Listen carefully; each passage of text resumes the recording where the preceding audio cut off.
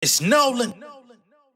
Now, before we get started, make sure y'all hitting that like button. Make sure y'all sharing it on your respective platforms. Let somebody know what we're doing today. Now, let's get into the show. Beautiful people, it's the kid J Nolan here. Welcome back to another episode of Inside the Industry, your number one source for music, entertainment, commentary, and breakdowns. Hope everybody's doing well out there. Got a couple things we got to catch up on. I didn't drop anything yesterday. Had a good time with my wife. You know what I mean? Went to the Atlanta Dream game, had fun. Unfortunately, they couldn't pull it out. Las Vegas Aces. You know, they got some players, they got some shooters. Motherfuckers could play, and the refs was definitely on their side. So didn't drop nothing yesterday. So I gotta catch y'all up on a few things. So y'all know we've been talking about this whole Drake, Iceman, Habib T, Maid of Honor 3-album drop. A lot of people have been speculating on whether or not this is the end of his term with UMG, if he's going to be officially independent at this point. We heard him on the album talking about his desire to be free. We heard him say he's better off independent on the album. I find that to be very interesting that he's saying that, because it's literally been nearly 20 years since Drake was able to exercise his independence. At every twist and turn that he's had in the industry, he always was taking the bread. He was always taking the house money. Now in 2026, he says he's better off independent. We shall see. We've got Ray Daniels, he came out and spoke, but we also have the podcast. So the podcast actually did research. Ray Daniels talking shit. Let's be clear. All right. So the podcast from the New York Times said that they made some calls around in the industry, trying to get more details to the nature of this independence. Is he or is he not? Is he able to walk away from the label scot-free? And they came back with no answers, really. They got answers, but not the answers that people would like to hear. They basically say the waters are still muddy. The lawsuit is still in appeal stage. And there may be some terms in his contract that even if he is to somehow be released from the label, perhaps they would still further be entitled to percentages or ownership or something along those lines to future releases, right? So they don't really know what's going on just yet. It's actually something that's still active. So this narrative that he's out of his deal and he's going to do this and that and he's about to change the industry and all that, we already know what it is. But again, I like to deal in facts as much as possible. Speculation and theories are fun, but I like to really get to the bottom of things on this channel, right? Ray Daniels, on the other hand, he says Drake damn near is already independent from his purview, because it's been rumored that Drake didn't get any type of budget for the Iceman album or the subsequent releases that came with it, that he put all the money up himself for the production, for the music videos, the live streams, and all of that type of stuff. And because Drake self-funded these projects, he's determining that Drake is already independent, basically. You can't substantiate that with any facts. We see UMG is on the branding, so clearly it's not an independent release, but just a couple different perspectives going on. Now, we also have Rick Ross, who jumped back soon as the album came out. Remember, about a week or so ago, he came out and was like, yo, don't nobody want to see you fail. It's all good. It's all love. It's cool. Once Iceman hit the streets, Rick Ross basically came back and was like, it's over. You might as well retire. Get the fuck out of here. Right?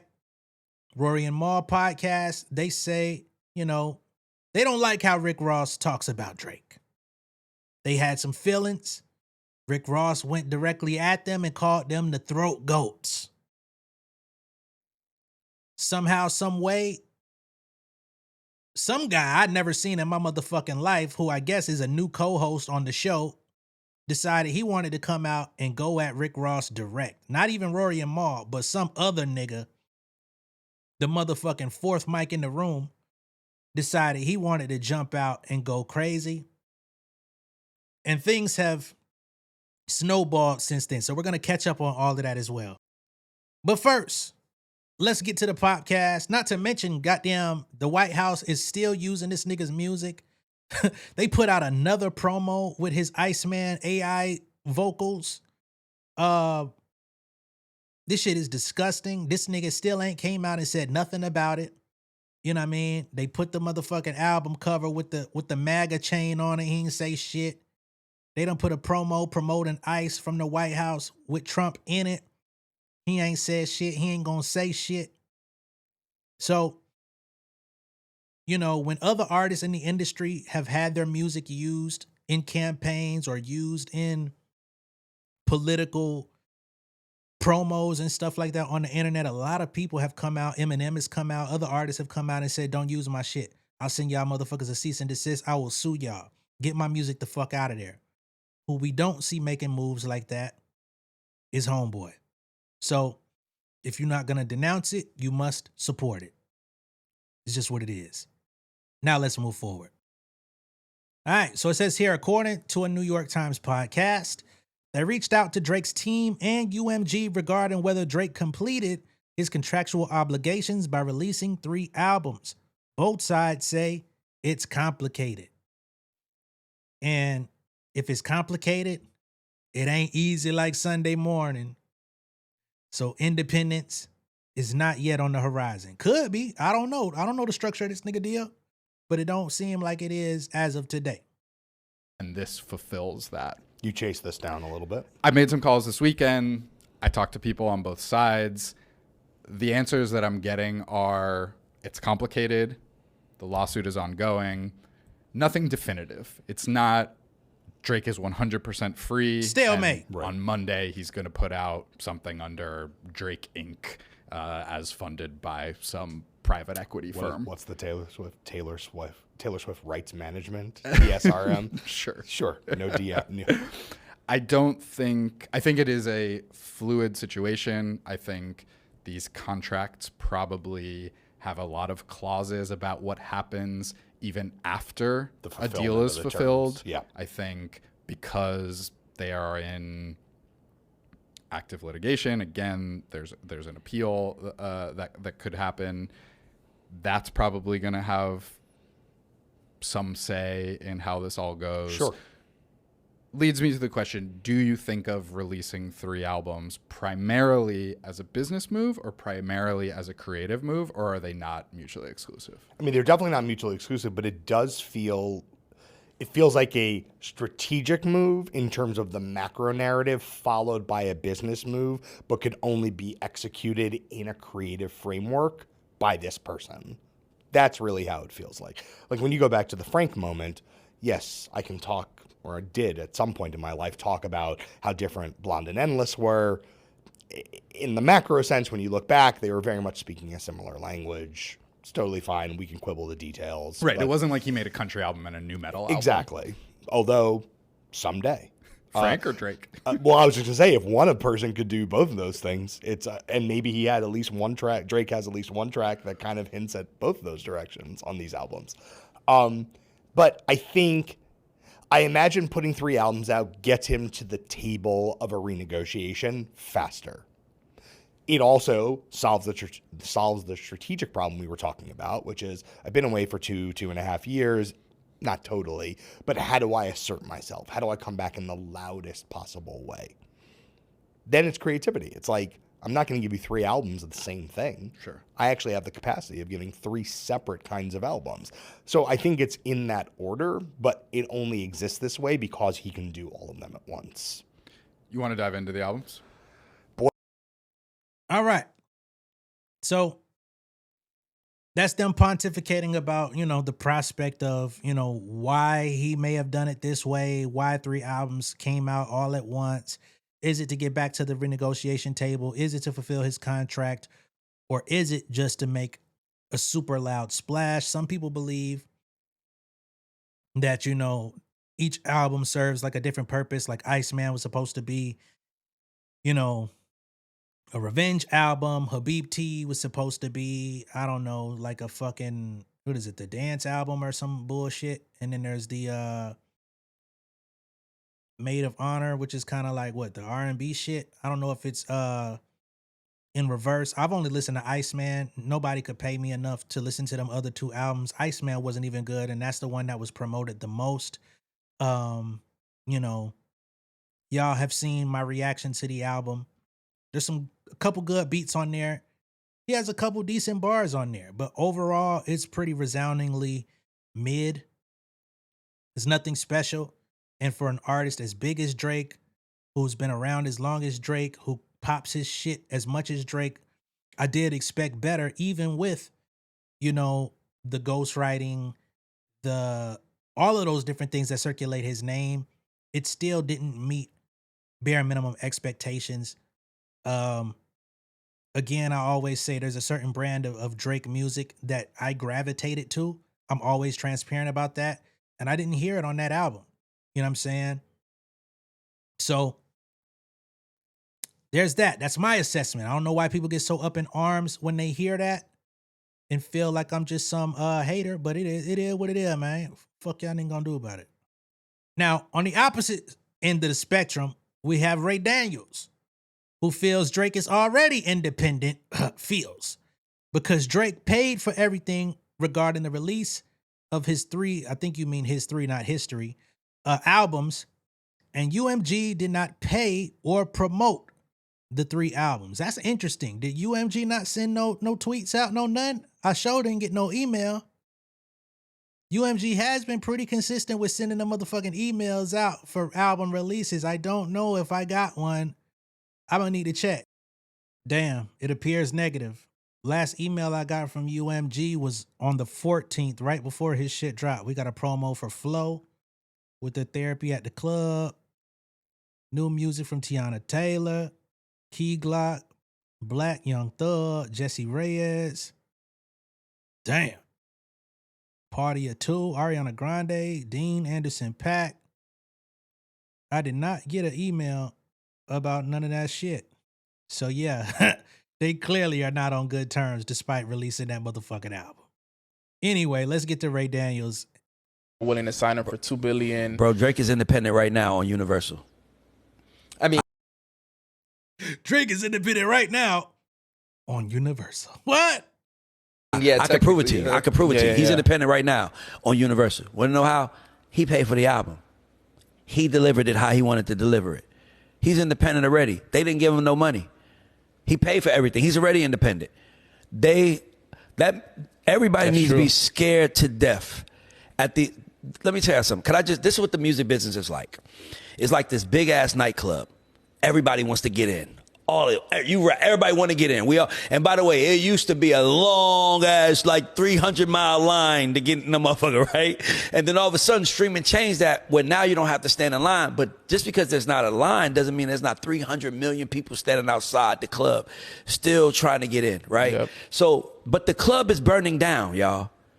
The club has no more power. You know how it is when it's like a whole lot of people waiting outside the club, and then you walk out and you see one of your friends and they're like, yo, man, what's going on? How looking in? You like, yo, bro, it's whack in there. Like, yeah. But your man is like, I feel you, but I'm going to wait in this goddamn line. Yeah, I'm going to see it for myself. No, not even that. I got to get in there myself to walk out myself to say it's nothing. Now take that into consideration.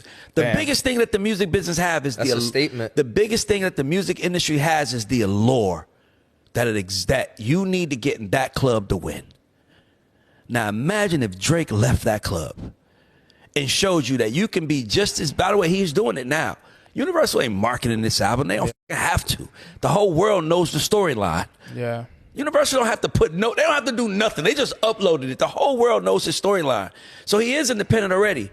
But if I'm them white men and those people in You that worried. buildings, I'm cutting him a check for $5 billion. They cannot let the club much? $5 billion if I have to. Yeah. They can. I They don't can't care let him what leave, it takes, bro. Matt. They cannot let him leave the club. He would. He'll break the system. He will reveal that you don't. It's like Need it. that you don't need it. That is the one thing that this industry is afraid of. You realizing that we don't need you. We saw it on a small reference with like Russ. All right. So,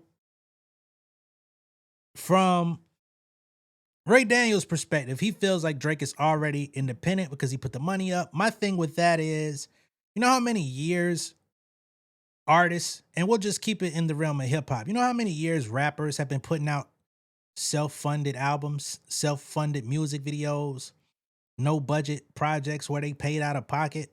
Them niggas was not independent just because they were able to do that shit. There is numerous occasions where niggas had to go figure it out because the label wasn't talking about shit. Finally, they got a release date, put their album out, no support from the label. That does not make you independent. It makes you at odds with the label, like every other nigga who came out this bitch and did the same shit. One thing that I just don't appreciate when it comes to Drake is that niggas love to shift the narrative in the most grandiose way possible to make it seem like he is just this one of a kind. His situation is one of a kind. It's never occurred before. We've never seen anything like it. We've never experienced anyone like this. If he goes away, the whole entire infrastructure falls apart. Without Drake in the ecosystem, the rest of the artists are starving. They're looking like Bambi trying to get a sip of water.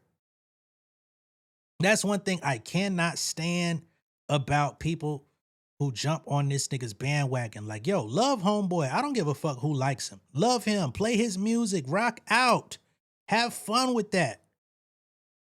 But when you put these types of things out there and impressionable people hear this stuff and they don't get pushback and they don't see anything to counter those points, they'll go off and tell somebody the same stupid shit that you saying.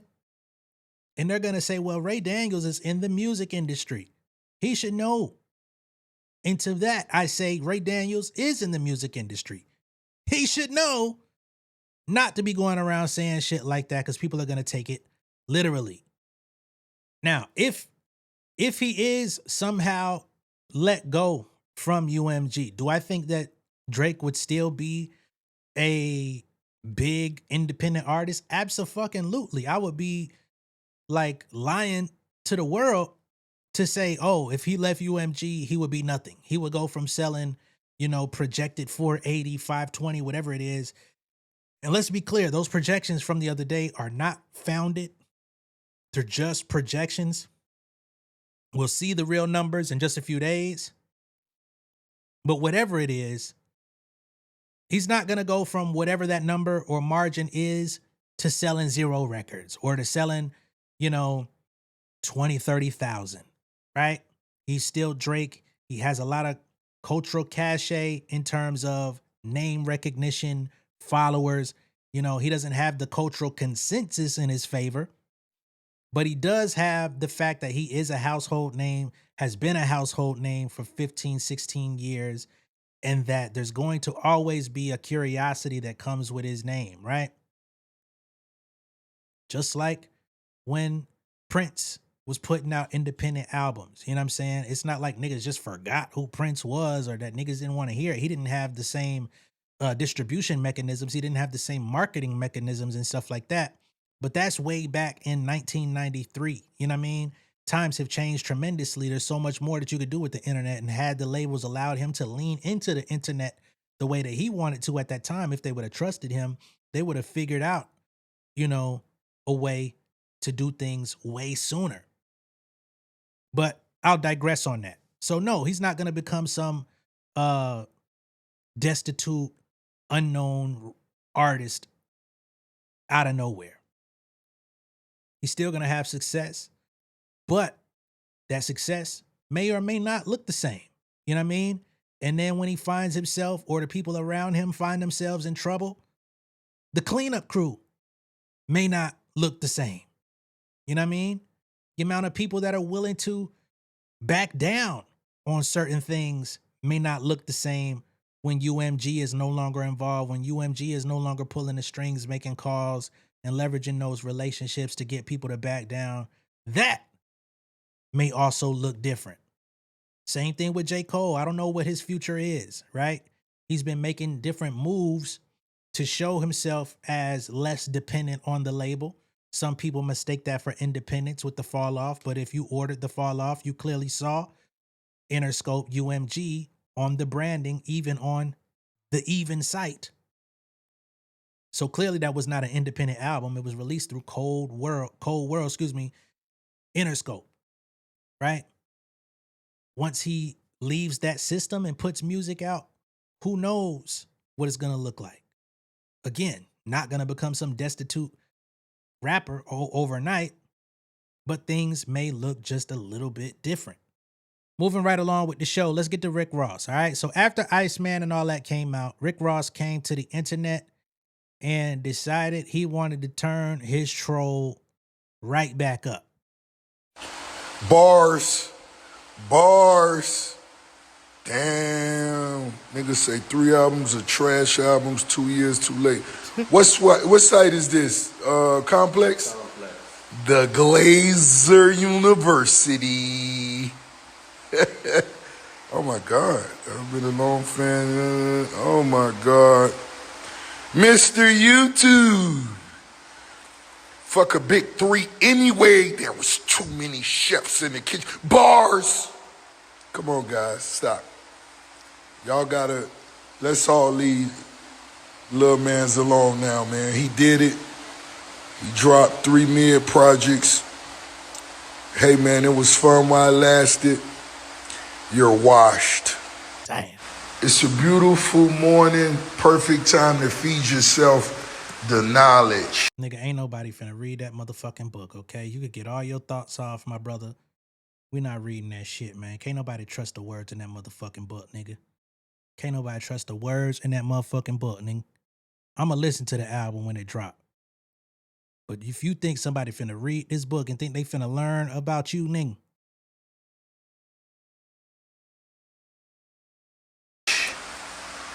The knowledge. What's that? Rory and Maul, get off your knees. Get the testicles out of your mouth now. Damn. I don't know which one, the white one or the black one. Y'all both the same. Rory Maul, the Glazers. The Glazers. How y'all feel now? You know, Drake just committed suicide. I'm sure he'll retire next month. How is his lawsuit doing? How is the Drake University lawsuit coming? I don't know. I don't know, guys. I didn't listen to YouTube Man last night. I'm just going by what you guys say. So he's calling the album YouTube Man? So it went from white man to YouTube Man. That's crazy. But once again, we up again, baby. It's the biggest boss. Where's Iceman? There's Iceman. The throat goats are in the building, guys.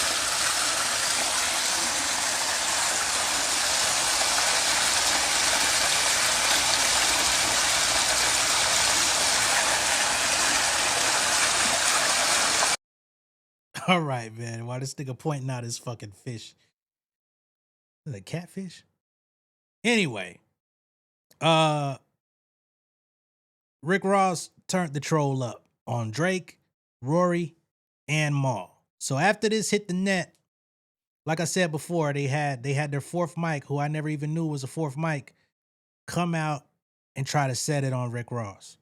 These niggas got a Netflix deal and all this shit. I don't know where the rights reside to their audio visuals, so I can only play the audio because visuals get flagged out this motherfucker. So here goes the podcast. I thought Zip had already saw the shit Zip that Ross with the said. drip. He was Never talking heard of about him. something else with Ross. Yeah, don't and I was never like, say no, yo, Ross, yo, Ross, I yo, saw Ross, Zip's yo, eyes. I was like, nah, it's Yo, fine, Ross, bro. yo, Ross, yo, Ross. I said, it's Yo, fine, I don't it's know fine, if bro. you know this or not, but I'm patched in with these niggas, right? So if you ever say some shit like that again about some dick sucking shit, and I'm saying we gonna talk about how many dicks you saw as a correction officer, cause that's your job to look at dicks and nuts and assholes and all of that. You did that. We not gonna be talking about dick suckers when you done saw more dicks than the average man in this world. Like, it's not too many men on the planet Earth that saw more dicks than you as a correction officer. Let's get that out the way. You had the strip search niggas. You looked at the balls. You made a nigga separate the dick from the balls. You made a nigga turn around and spread his asshole open. You did that as a correction officer. You signed up for that. So we're not gonna be talking about no imaginary dick suckers when you really did shit like that. Like, you saw more dicks than the average porn star in 1 year. 1 year working, you saw more dicks than the average porn star. Get the fuck out of here, nigga. Don't never say no shit like that to none of my niggas again, nigga. Fuck out of here, nigga. When you was taking urines, you was the nigga for the urine test? Huh? How many dicks you saw doing that? You used to come take...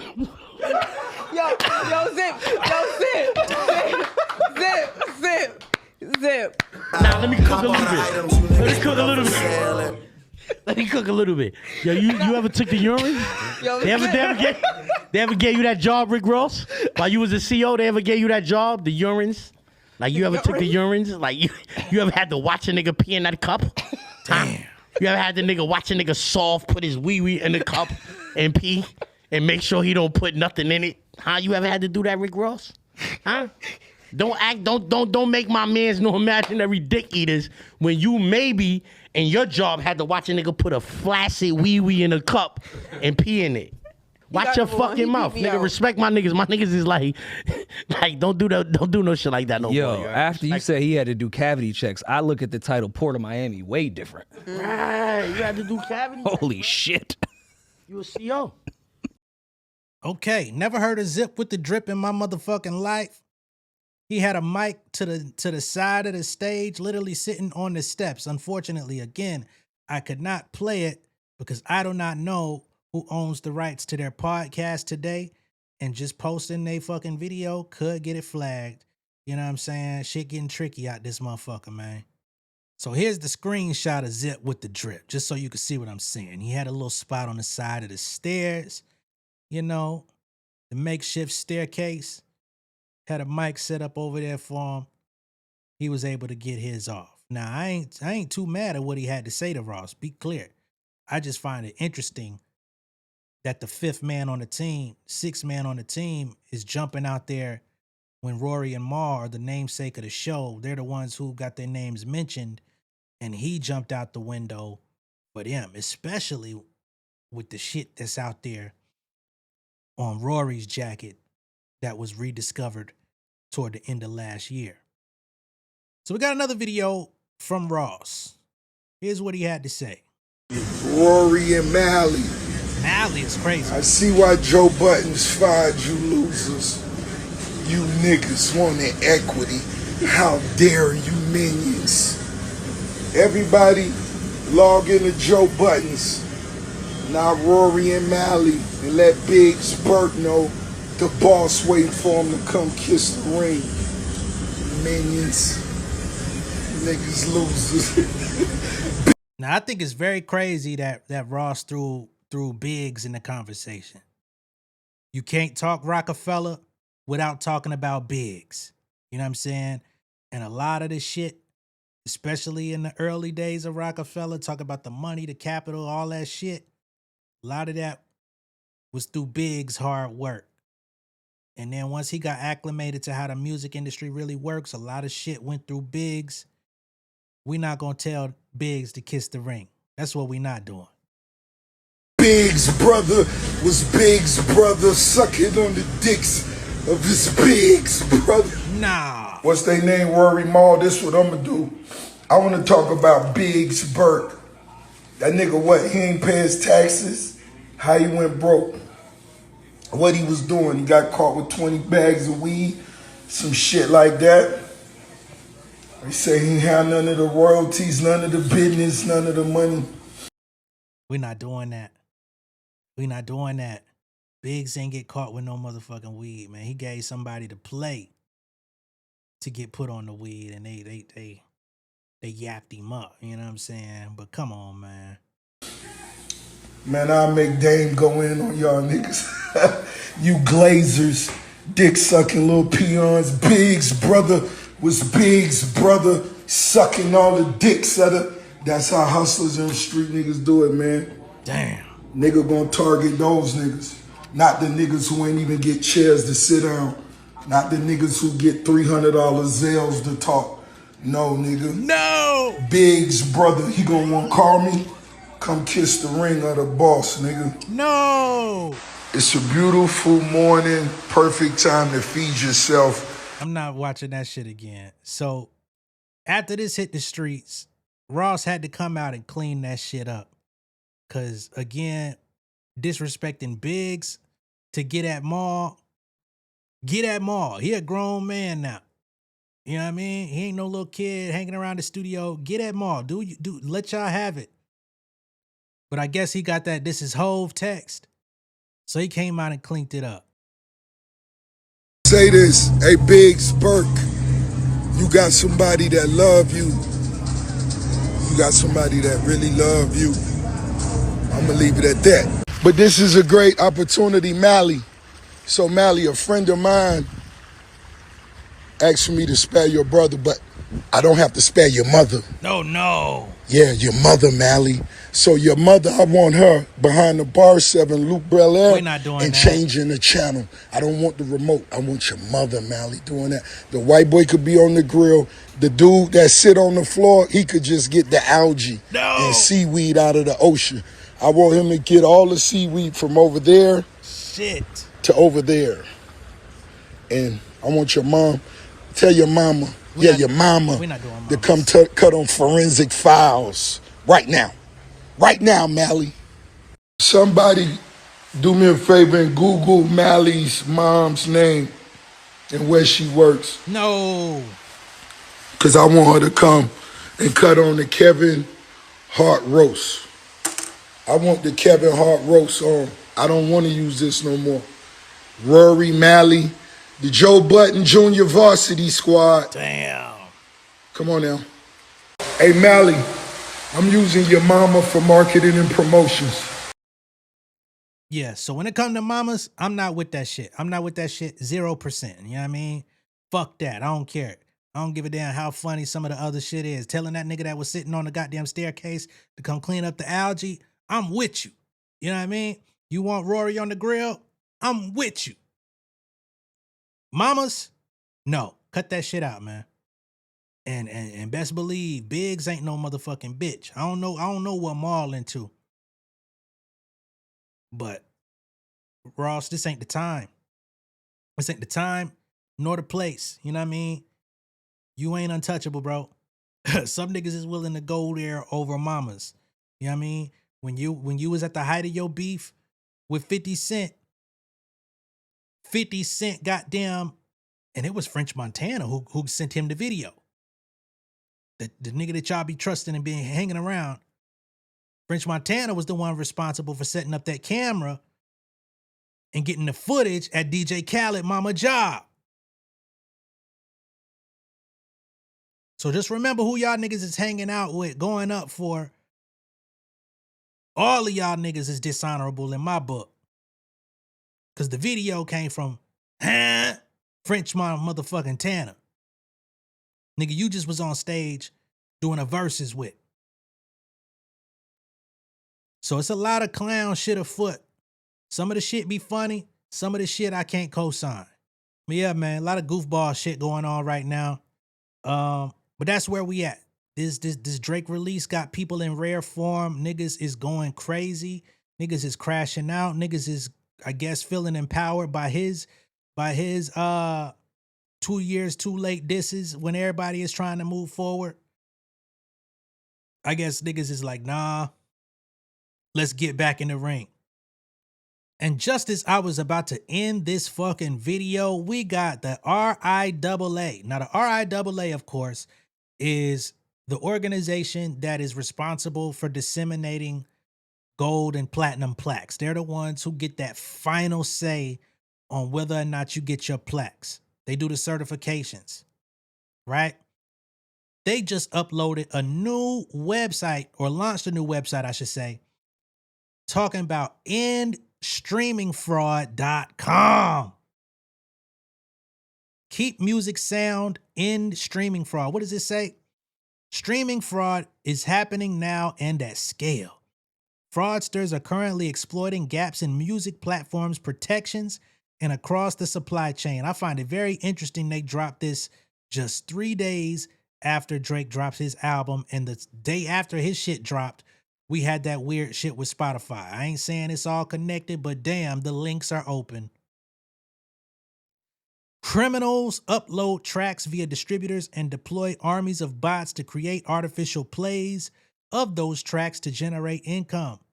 Because streaming services pay rights holders from a finite pool of revenue, streaming fraud is siphoning vital revenues away from the artists, songwriters, record labels, music publishers, and others who power the music economy. It is theft, plain and simple. What can be done? To stop fraud at scale, the organizations with the data and leverage to prevent this fraudulent activity must act together. This includes streaming services, content aggregators, and distributors. What needs to be done? They say implement robust identity verification. Distributors need to know who is providing content to their services, and digital service providers need to verify that accounts are used by real humans who are genuinely engaging with music and not bots. 2, vigorously vet the content. Distributors must put in place measures to verify the legitimacy of their content before it goes live. The authenticity of both the customer and the content should be regularly reviewed. 3, leverage ecosystem data based on their bird's eye view. DSPs, which are the streaming platforms for simple terms, should use first-class measures to be more effective in detecting, shutting down, and mitigating the impact of fake plays and suspicious playlists. 4, cross-industry intelligence sharing.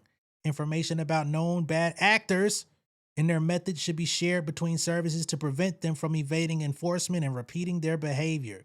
They about to start banning artists from going to other distributors and putting their music back up. End streaming fraud, keep music sound. Now, I'm going to be honest with y'all. I don't think that this is all on the up and up with this shit here. It's a piece of the pie, it's a piece of the puzzle. But I think they in on it too, and they just grandstanding at the same time. I think it's a mix. But the timing of this website is interesting. Let me know what y'all think of all this shit down below in the comments. Be sure to like and share this video. If this is your first time seeing me on YouTube, go ahead and subscribe to the channel, become an insider. All right. And I think tomorrow I'm going to review Nick Grant's album, Smile, on Patreon. I'm not sure if I'll be able to put it over here on YouTube because I think it's going to probably get content ID'd. But if y'all fucked with that Nick Grant and Punch joint I played a few weeks ago on here, you know what I mean? Come over to Patreon tomorrow. I think I'm going to dedicate a quick hour to listen to his new album and see what he's talking about. But again, that's going to be on patreon.com/RealJNolan. I appreciate all the new signups, all the new people that came over there, those of y'all that may have rejoined, etc., etc. Make sure y'all pop out tomorrow afternoon, all right? I'm going to see y'all in a little bit. Peace.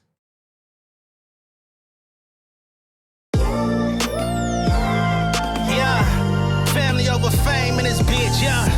The glory of living righteous is setting in. My street knowledge and education's a perfect blend. Young mogul, independent, I've been setting trends. The first one from my family to be faithfully wed. Fuck niggas and the horses that they riding on. I see this shit from all angles like a polygon. I'm never politicking, the drama be piling on. Father and great son acknowledged like I'm Bobby Bonds. Conversation with my lady about the paper route. 5 sit bank accounts, every day I make it count. They down talking my commentary for hating now. Well, I can take it cause I'm bodying your favorite now, please. I can do this shit in my sleep. I been writing for these niggas, y'all read it and weep. I been fighting these niggas if you speak on the street. I'll turn your birthday party into New Year's Eve. Don't let me take it there. We ain't playing fair. This the ATL, Southside nigga moving furniture like Wayfair. Life on hold, no insurance for your health care. Lifeline gone, so you wanna be a millionaire? Well, let me tell you about this world I built. The women I dodged, the niggas that I ran for filth. The sympathy cause consulting for the stacks I built. I had to